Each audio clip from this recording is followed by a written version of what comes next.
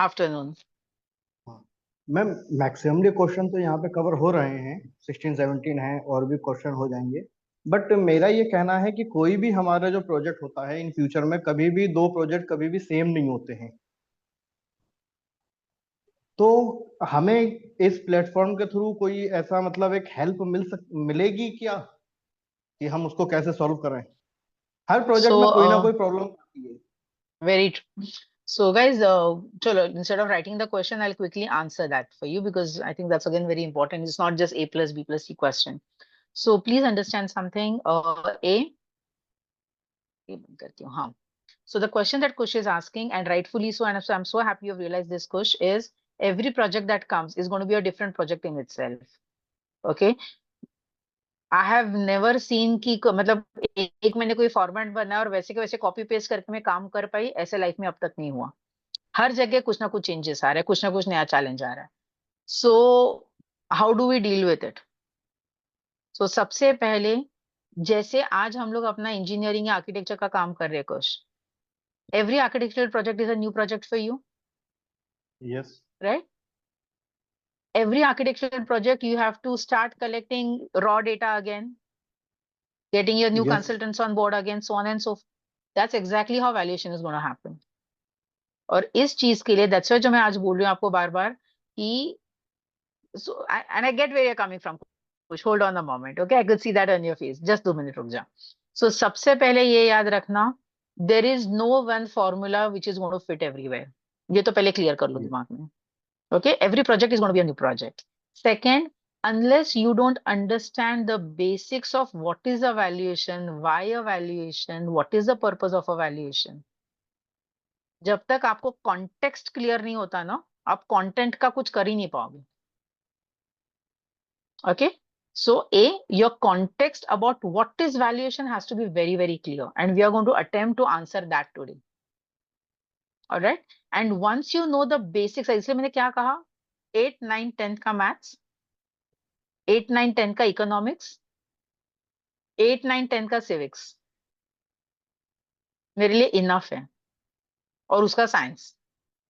आगे का मेरे को आपका ज्ञान चाहिए ही नहीं, राइट? सो बेसिक्स जब आप समझ लोगे, when every project comes you will start deriving your own methodologies. By the way, valuation report जब हम बनाते हैं, एक हमारे इसमें सबसेक्शन होता है where you have to explain the methodology that you have used for the said valuation and what is that methodology.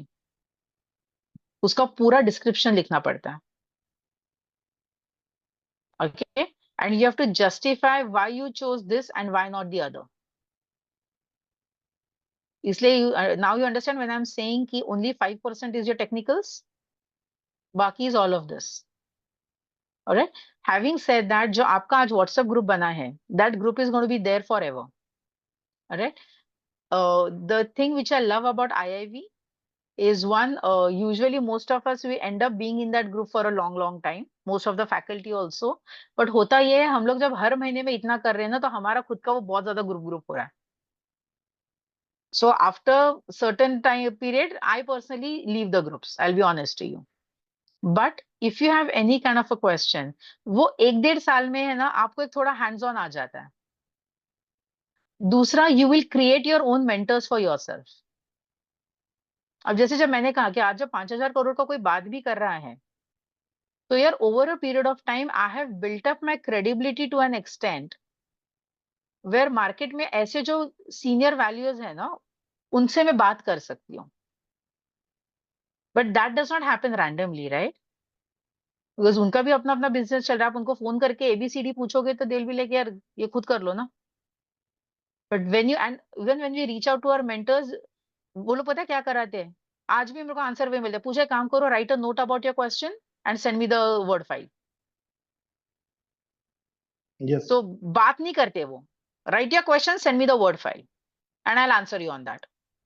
सो ये जो मेंटर आप अपने लिए डेवलप करोगे, so depending upon the quality of yourself that you bring to the table, उस quality के mentors आपको मिलेंगे. ओके, एंड थिर्डली, जो आईआईवी का there is a call centre kind of a desk. Okay, तो आईआईवी के ऑफिस के नंबर्स पे भी आप फोन करोगे, तो those people are trained to answer certain basic questions of yours. Okay, so ideally what I would highly recommend is if you're stuck up somewhere, IIV के office के number पे phone करो, ask them your query okay first. 90% आपका okay वहीं पे resolve हो जाएगा. मतलब वो तलवार से भिंडी काटने मत जाओ. You getting what I'm saying, right? एक तो पहले खुद ही गूगल करके देख लो, खुद की औकात जी थोड़ी एक लेवल ऊपर लेके आओ. फिर कुछ बचता है तो पहले आईआईवी के ऑफिस में फोन करके एक बार पूछ लो. And don't stop yourself from asking questions. अगर उधर रिजॉल्व नहीं होता है तो ग्रुप पे क्वेश्चन डाल दो. आइडियली जैसे आप भी अपने कहा कि when others are asking questions, आपके आधे क्वेश्चन के आंसर मिल रहे हैं आपको. या तो हो सकता है जब आप क्वेश्चन डालोगे ग्रुप में तो अपने ग्रुप से ही कोई आपको आंसर भी दे देगा, ओके राइट. और उसके बाद भी अगर कुछ बचता है तो then probably you can contact one of the faculties, और नॉट जस्ट फैकल्टी, आपके आसपास के भी जो है, यू विल फिगर आउट. आज जैसे आर्किटेक्चर को कोई अपन अटकते तो अपन फोन करते हैं ना भाई, yeah right. So that is how it would ideally work. नमस्कार. Can you please unmute yourself sir? Yeah, yeah. Good afternoon, yeah, everyone. Madam, afternoon. as you said, half of my question was answered in the previous question. It was that the legality, okay, of the practice and the challenge of the report with government regulation authority. So, Yes. if you find there is a various difference, this point I think we should cover in a detail point coming across. How Which we point can exactly, fight sir? Can this you re-ask me authority. how we can? When we yeah, the valuation difference between the valuer and the valuation that the government authority while registering a one particular property, okay, they Hmm. view that property. Rules which have been described. If I take in Maharashtra, is a IGR makes a standard evaluation format they have given. Even though if you evaluate that property in the same format, still they increase the stamp duty. They don't count that valuation. They say no, it is wrong. That is what my latest experience in one of the properties for Solapur was. So how we can Right. have a little clarity on this? We'll discuss why it works the way in which it works. Okay.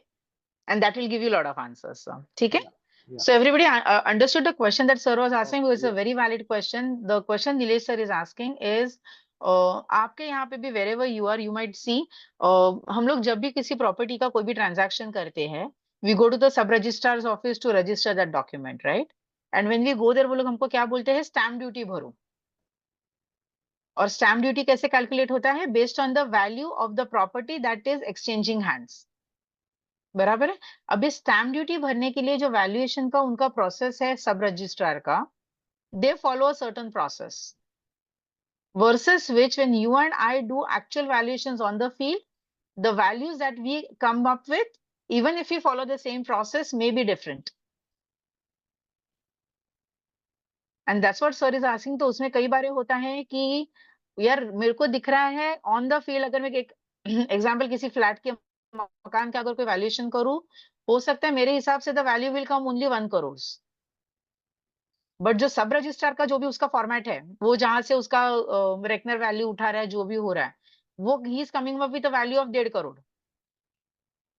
मैं बोल रही हूँ sir वहां पे 1 करोड़ का ही and मैं sign करके दे रही हूँ, मेरे को कोई दिक्कत नहीं है.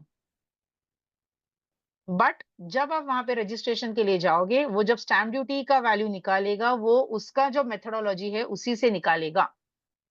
And Nilesh sir, to answer your question, you cannot challenge his stamp duty value, because each value has a different meaning and purpose in different departments. Stamp duty value ka purpose is from revenue point of view for the government to collect taxes. Income tax में जब वही आपका उसी मकान का valuation जाएगा, it is about income that you have earned and income that you have spent.